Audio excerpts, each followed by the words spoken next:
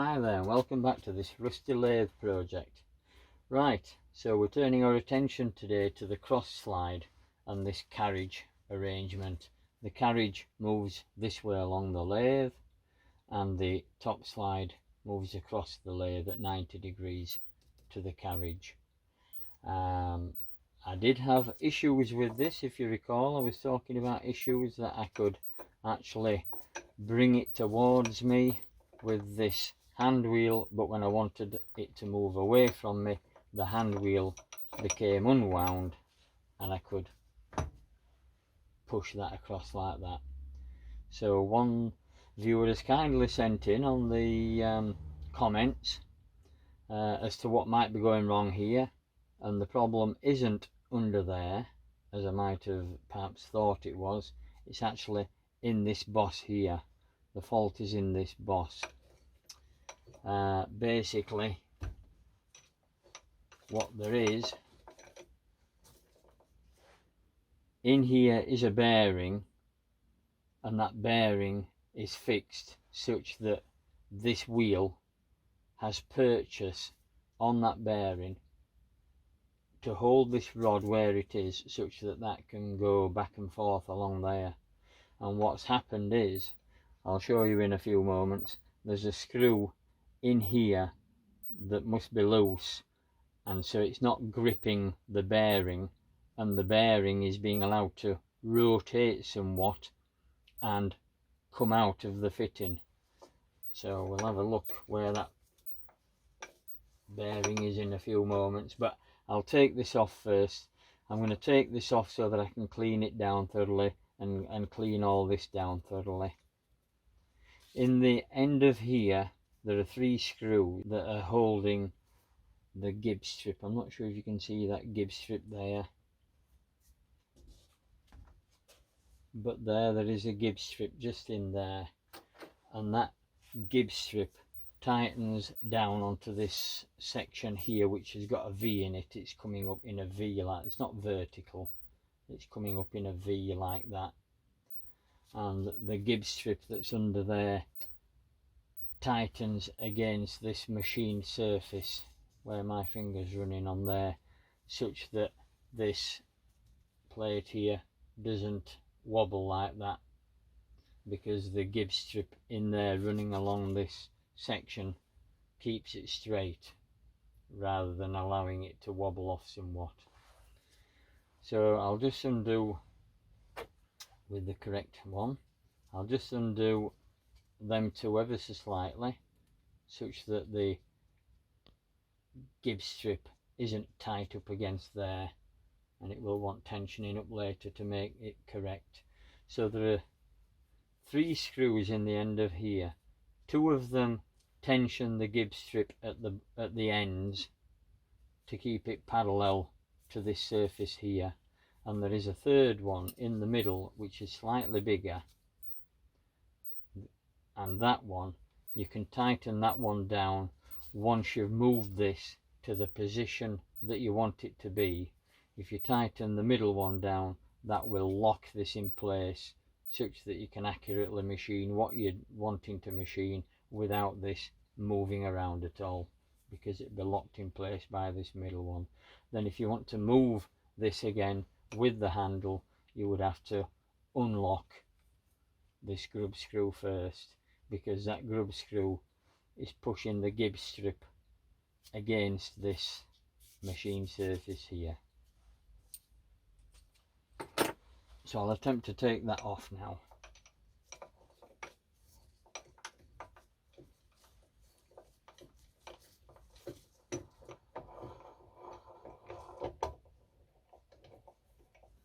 So as we can see, the whole handle is just unwinding and will come out eventually.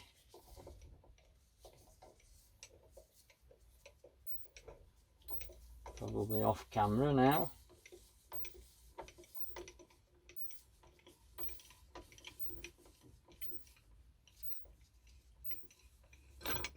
There. So that's the rod that drives this thing backwards and forwards via a threaded nut under there, and here is the bearing that we're talking about. So this bearing should be locked into this housing here. And if we look at this, we can make out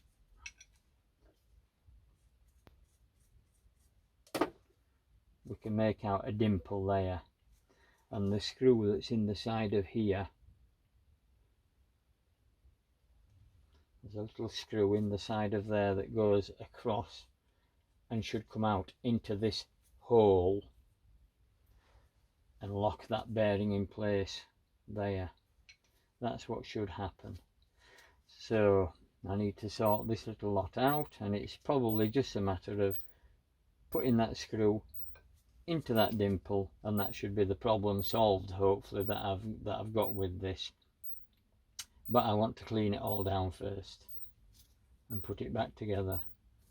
This wheel here should have a measurement scale on it. I'm not sure whether you can see anything there. It's completely rusted away, so I think I'll use some emery cloth on this to start with, and then I'll use some of the anti-rust solution and see what we're actually left with. I'm not sure whether we'll be able to ever see any of these little digits again that you can perhaps see a number 10 there, but there are little digits all around, so you can accurately move this a certain distance across using this as a measuring scale. And the measuring scale on there works up against a little mark that will be on here, but it seems to have disappeared, so I'll have to reintroduce a scratch mark on there, such that if ever I get these sorted out, I can actually measure accurately by rotating that a known number of revolutions measured on this scale that would be here against the little dimple that will be on there, or the little scratch mark.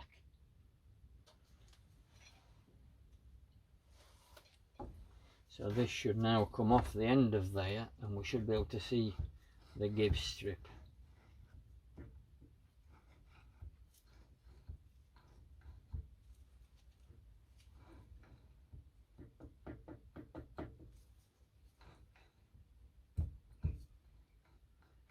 Now something is holding it, and I'm not sure what.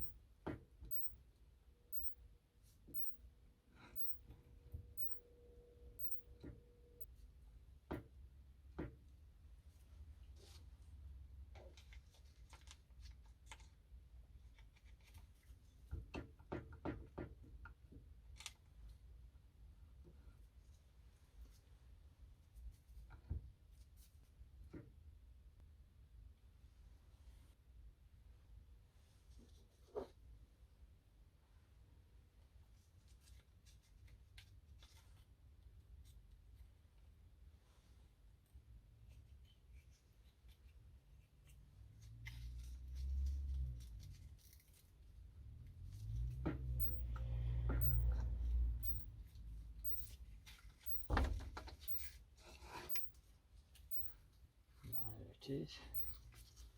Leave that in just for now. Take that off the back of there. So there we have it. So there's our Gibbs strip,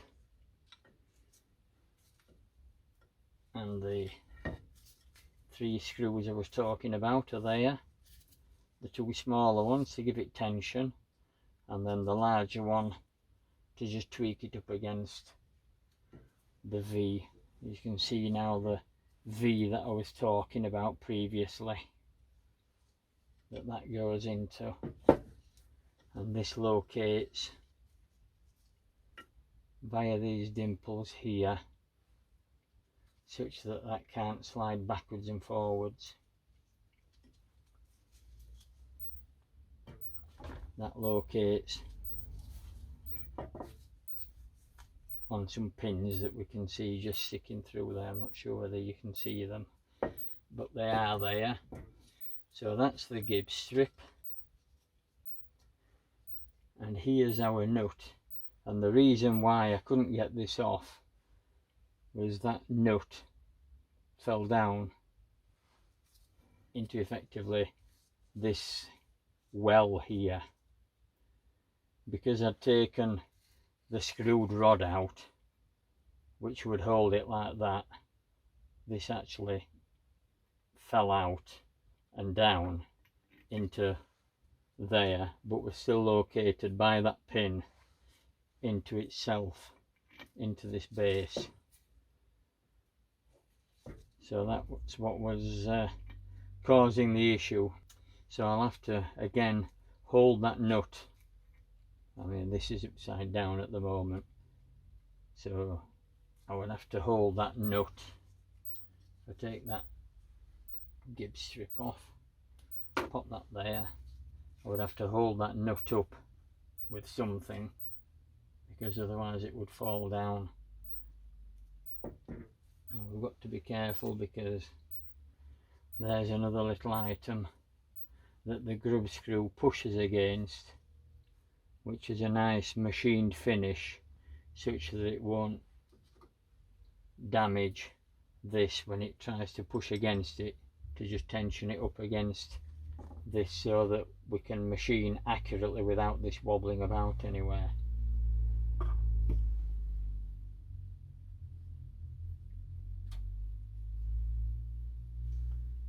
So again, we haven't to lose that bit. So my intention isn't really to go to town on these things. In there we can see oil ways, such that the oil can come along these little slots that perhaps you can see there. This would be where the oil comes in, and it would permeate across these slots here, oiling everything up. So that's a nice little touch to see that in there. And if I don't lose that, I'll take that off, so I don't have to worry about it for now, and I'll keep it in the same direction that it should be. And then, so we don't want to lose that, but there we can see the oil ways. I'm just pushing my thumb against the and there's another one there, if that's on camera. So we'll push our oil can against these, squirt the oil in, and the oil would come down here and lubricate the slideways. So I'm going to clean these up with some paraffin, automotive brake cleaner, etc, etc, and put them back together, because these are fairly good, to be honest. There's no rust on there really. It's all been protected by the lathe oils it's been on. So if anybody can suggest what type of oil I need to actually put into these things when I reassemble them, that'll be great. And thanks very much for watching, I suppose. So I'll get on and clean these bits up, just as you've seen me kind of doing in other videos, with simply with these cloths and the Scotch Brite pads. I'll just clean this all down with brake cleaner, paraffin, something of that nature, and then if somebody can give me a clue as to what kind of oils to use to reassemble this, that'd be fantastic. Thanks very much. Thanks again for that comment about that little screw in the end of there. You're quite right, that I think that's just come undone. And this bearing here, instead of being held where it should be, the whole bearing is coming out of its bearing housing, because it should just be located on that screw there. And the screw would hold the bearing, and as the rod turned, it would push the carriage backwards and forwards and the bearing would be held in place. But what's happening now, the resistance of this carriage being on here, and the fact that this bearing isn't tightened into this bearing boss, if you like, the resistance here is overcoming this, and it's just pushing this out, and that's what's happening.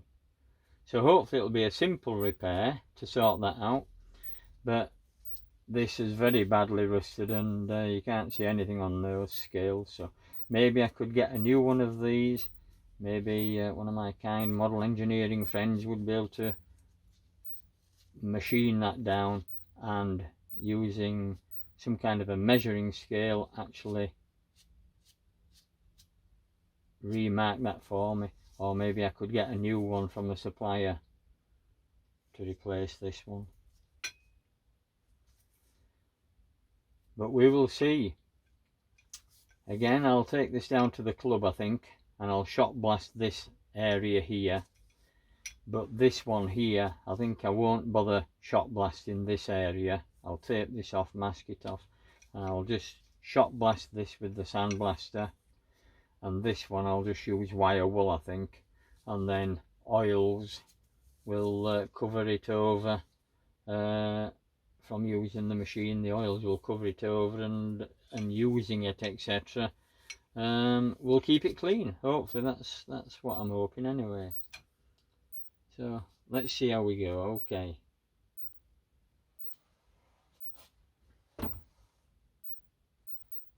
With respect to this part of it, I don't think I'll bother taking that off the lathe.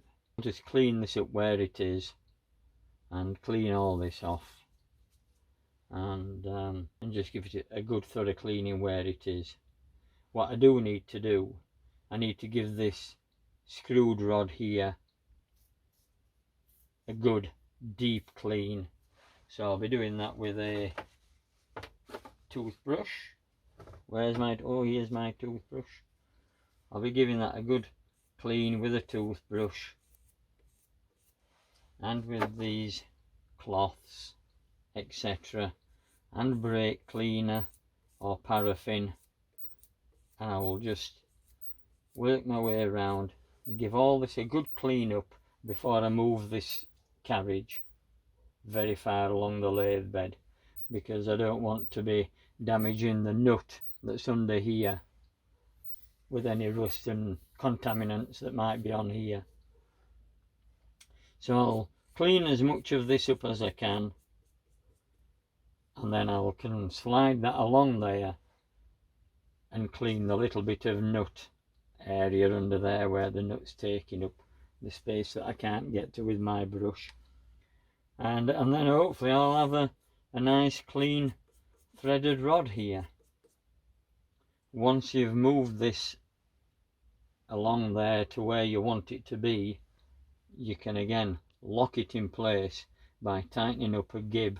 Again, like we have here with the gib, there's also a gib under here that runs on this surface here,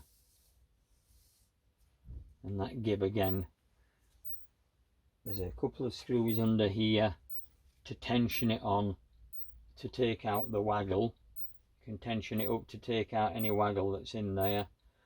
And then the middle one here, which I'm not sure you can see it, that's a proper handle, and that again just activates on a pin similar to that to push the gib strip out against the lathe bed here, so that this is then locked in place. So with this locked in place and this one locked in place across the top, you can accurately machine and know that this isn't going to go anywhere.